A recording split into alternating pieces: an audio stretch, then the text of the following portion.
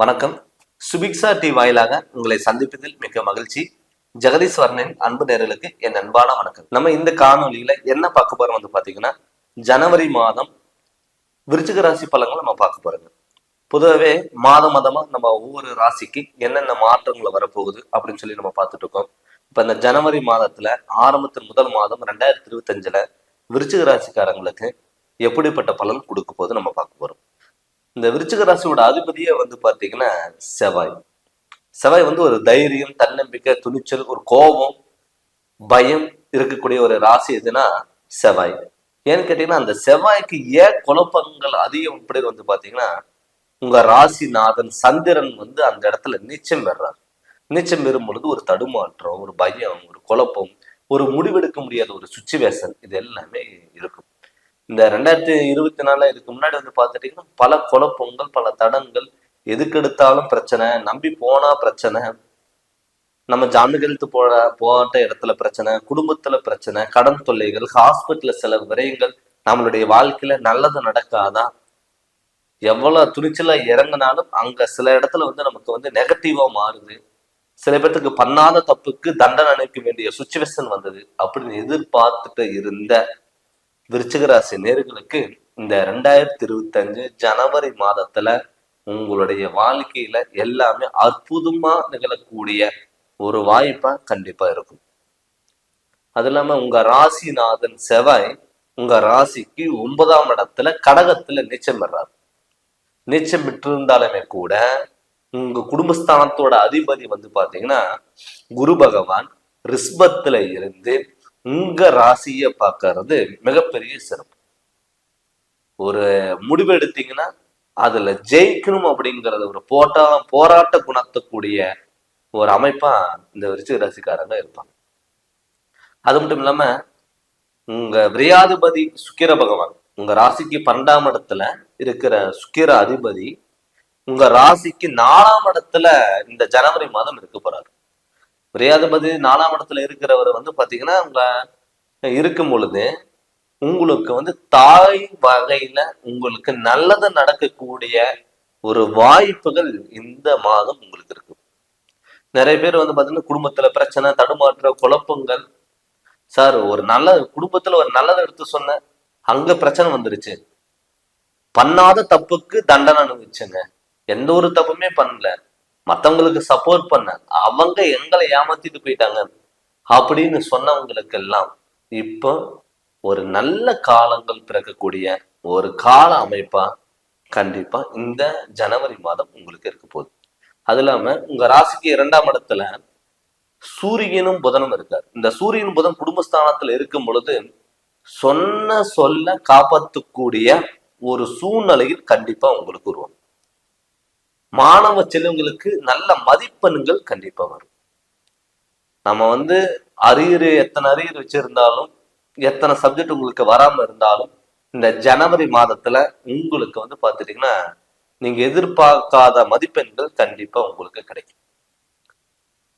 அது மட்டும் இல்லாம லாபஸ்தானத்துல பாத்தீங்கன்னா கேது பகவான் இருக்காரு. அந்த கேது பகவான குரு பகவான் பாக்குறாரு. அந்த குரு பார்க்கும் பொழுது நமக்கு ஒரு தொழில் பண்றோம், லாபமே இல்லை அப்படின்னு எதிர்பார்த்தாலும் கூட நீங்க எதிர்பார்க்காத டயத்துல லாபங்கள் உங்க கைக்கு தேடி வரும். முடிஞ்ச அளவுக்கு யாரையும் நம்பாம ஒரு ஜாமீன்கள்ட்டோ சப்போர்ட்டோ இதெல்லாம் கொஞ்சம் கவனமா பண்ணுங்க. ஏன்னு கேட்டீங்கன்னா, நீங்க மத்தவங்களை சார்ந்து இருந்தாலும் இல்ல மத்தவங்க நம்பி இருந்தாலும் உங்களுக்கு பாதிக்கும். எப்பவுமே உங்களுக்கு ஆல்ரெடி ஒரு குழப்பங்கள் இருக்கிறது, நீங்க ஏதோ ஒரு சின்ன விஷயத்துக்கு கூட பயந்துக்குவீங்க, மத்தவங்க உங்களோட எதிராளிகள் தெரிஞ்சு வச்சுக்கோங்க. அதனால என்ன பண்ணுவாங்கன்னா உங்களைய பயன்படுத்தக்கூடிய ஒரு சுச்சுவேஷனுங்க நீங்களே உருவாக்கி கொடுத்துருவீங்க. அதனால முடிஞ்ச அளவுக்கு கொஞ்சம் கவனமா இருங்க. அது மட்டும் இல்லாம உங்க ராசிக்கு 5ஆம் இடத்துல ராகு பகவான் இருக்காரு. அந்த ராகு பகவான் என்ன பண்ணுவாருன்னா குடும்பஸ்தானத்துல இந்த பூர்வீக சம்பந்தப்பட்ட வீட்டுல இருக்கிறதுனால இந்த பூர்வீக பிரச்சனைகள் மட்டும் கொஞ்சம் நீங்க கவனமா இருக்கணும். இந்த வெளியூர் போகலாம், இல்ல வெளிநாடு போகலாம், இல்ல வெளிநாட்டுல ஏதாவது பிசினஸ் பண்ணலாம் அப்படின்னு இருந்ததுன்னா அது முடிஞ்ச அளவுக்கு இந்த ஜனவரி மாதத்துல கொஞ்சம் கேர்ஃபுல்லா கொஞ்சம் கேண்டில் பண்ணுங்க.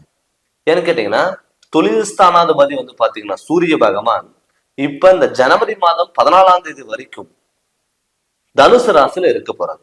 அதுக்கப்புறம் உங்க தொழில்ஸ்தானாதிபதி சூரிய பகவான் ஜனவரி மாதம் 14ஆம் தேதிக்கு மேல சனியோட வீட்டுக்கு போக போறாங்க.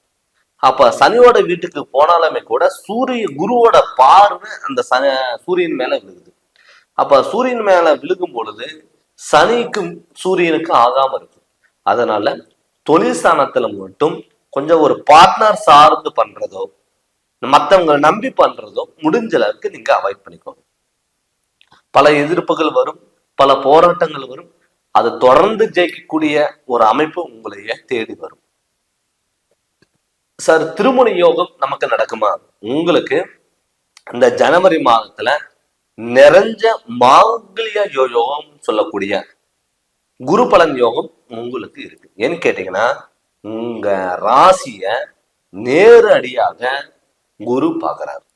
அந்த குரு பார்க்கும் பொழுது கோடி நன்மைகள், வீட்டுல நல்ல காரியங்களும் சுபகாரியங்களும் கைகூடி வரக்கூடிய ஒரு காலகட்டத்துல நீங்க இருக்கீங்க. எப்பவுமே இந்த குரு பகவான் நம்மளை பார்க்கும் பொழுது வீட்டுல சுப நிகழ்ச்சிகள் நடக்கும்.